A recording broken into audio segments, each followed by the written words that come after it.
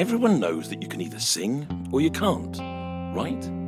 I mean, those people that sing on the stage and make it look so easy were just born with that voice, and they're all just naturals, aren't they?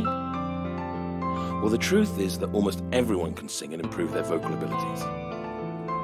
Okay, so you may never sell out the O2, but there is a major chance that you will be able to improve your range, tone, and ability by focusing on some key areas in your voice.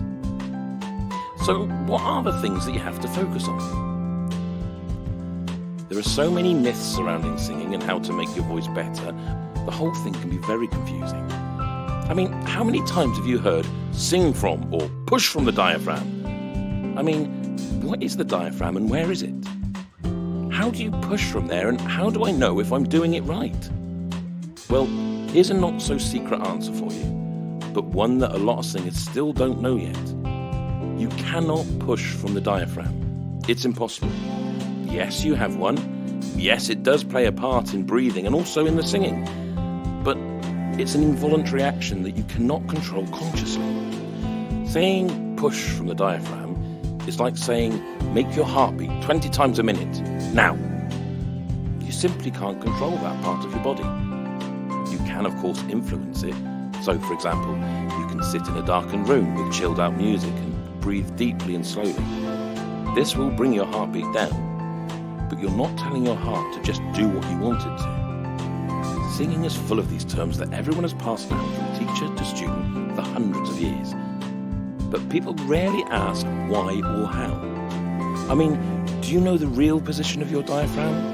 Ask different teachers and they will give you different answers. My name is Mark James, or Man in the Hat. I'm a professional singing teacher and vocal coach, working with all levels from new starters right the way through to recording artists. I'm trained not only as a performer, but also as a singing teacher.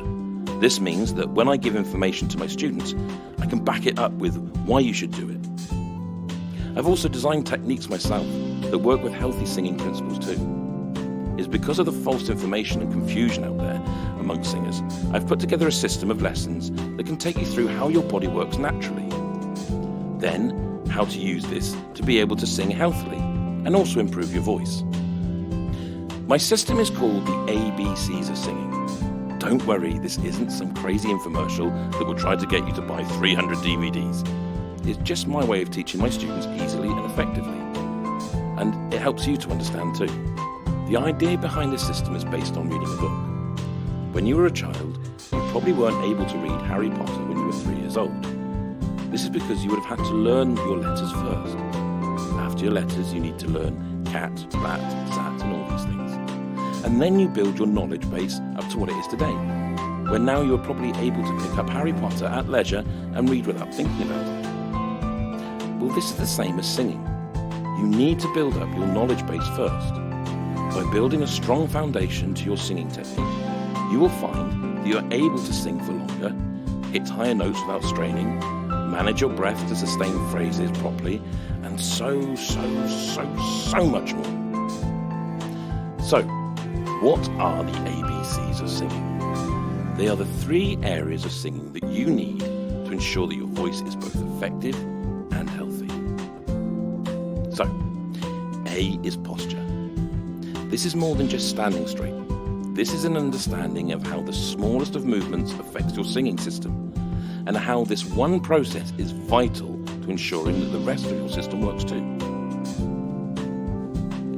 B is breathing. Too much air is just as bad for your voice as too little.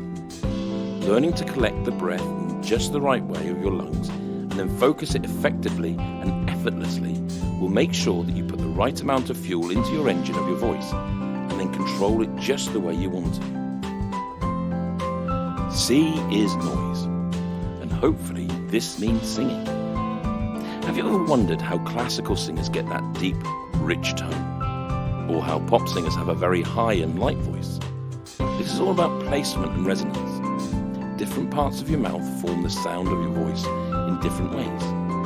By understanding this, you can increase your range, sustain notes, combat the dreaded bridge between your head voice and chest voice, and sing with a well-rounded and rich sound. The beauty of the ABCs of singing is that if you're finding something hard to sing, you can break your voice down into these 3 steps to try to figure out where you are going wrong. You see, without good posture, you can't get good breath, and without good breath, you can't get a good singing voice. So, unless you have the whole process of the A, B, and C, then your singing system will not be able to work correctly. I deliver the ABCs of singing either as one-to-one lessons or with groups in a workshop. The workshops are great for local groups or choirs, anything like that want to improve it for their own enjoyment. Whereas the one-to-one lessons are great for those more serious about improving their voice and want a more tailored lesson to suit their style and their current ability. So if you're interested in finding out more, including information about online lessons, visit the website www.maninthehat.rocks, where you can find contact details and plenty more information on what I offer, and also where you can catch me the next time I'm out and about.